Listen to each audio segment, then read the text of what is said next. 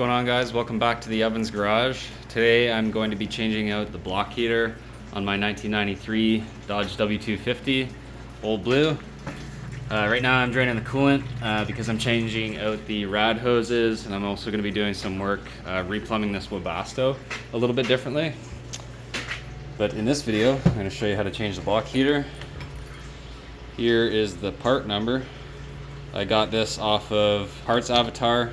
Came as a kit from, I think it was Temro Zero Start. They make block heater and block heater cord. As a kit, it was about $100, and I also ordered the upper lower rad hose from them. So first thing you're gonna do is just drain the coolant.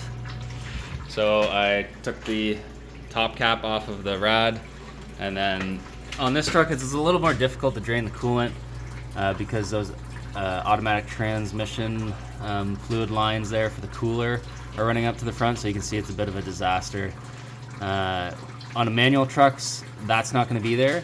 So what I like to do is take a water bottle and then funnel it through the water bottle and cut the other end of the water bottle, and you can sort of just aim it down and into the bucket. But this way you can't really get a water bottle in there because those lines are in the way at the back of the valve. So it's just a bit of a mess, so we'll let that drain and then we can get to work on the block heater. Block heater's down on the passenger side of the engine. Just right there. You can see just kind of behind and to the left of the oil filter. This one I've tested and it just gets warm at the end of the cord and it doesn't actually heat up the block. I had it plugged in for about 20 minutes and the cord was just getting warm, and that was it. So that's why it needs replaced on this one. Hopefully it's not a pain in the butt to take out. It wasn't too bad on the other truck. I sort of just got a pair of pliers in there and a pry bar, and then use the pry bar and the pliers to pry it out, but we'll see how it goes on this one. All right, I'm gonna go ahead and pull the air intake off so I have easier access to the block heater. Okay, next I'm gonna take my 5mm Allen and back this out on the one that's on there. You can see there's a portion of the threads on these that won't allow you to back it out and allow this piece to fall into the cavity, the coolant cavity. So don't worry about backing it out too far when you go to loosen this off. All right, we're gonna attempt to take out this block heater. I already accidentally ripped off part of it there with the vice grips. So we'll see how the rest of this goes. Just wiggle it back and forth. Now, I don't know if they're all going to be like this. The other one was a bit more stuck in the other truck. Okay, I just got it to break loose here. I was probably messing with that for maybe about an hour.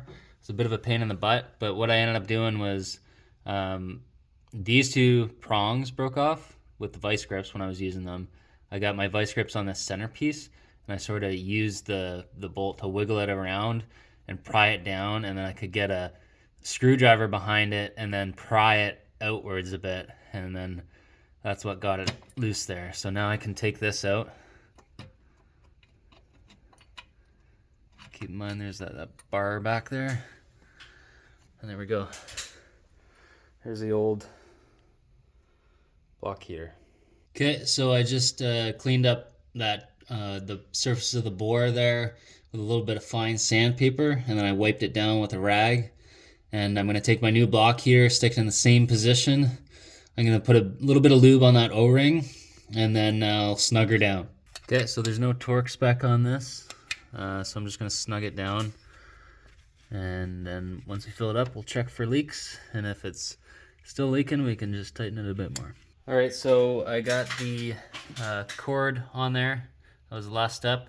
And I just routed it and zip tied it in a couple spots, so that way it would not interfere with anything. And then I just came out the front of the grill and I poked out through my winter front that I have that's going to be run in the winter months. So when I need to plug in, and I'll just be able to plug in right there with an extension cord.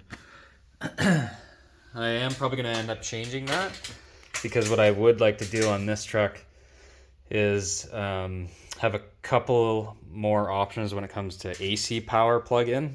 So it's nice to have the Webasto, but I do want to make sure that my battery is good to go at all times. So I was thinking about having two separate banks of plugs, one with a trickle charger for the battery and maybe potentially a battery warmer. And then on the other bank, I can have my block heater. And then I was thinking about getting a pan heater as well, maybe one for the transmission too. We'll see where I go. Maybe I'll also get a heater for the fuel filter, even though the stock one is also there. You can also get wraparound pads. I just want to get as prepared as I can for the winter here, because sometimes it can get 30 below, sometimes even 40 below Celsius, and I don't want to have any issues starting my truck. So stay tuned. I'll potentially cover some of those in the future if I get to them. And thanks for watching. Cheers.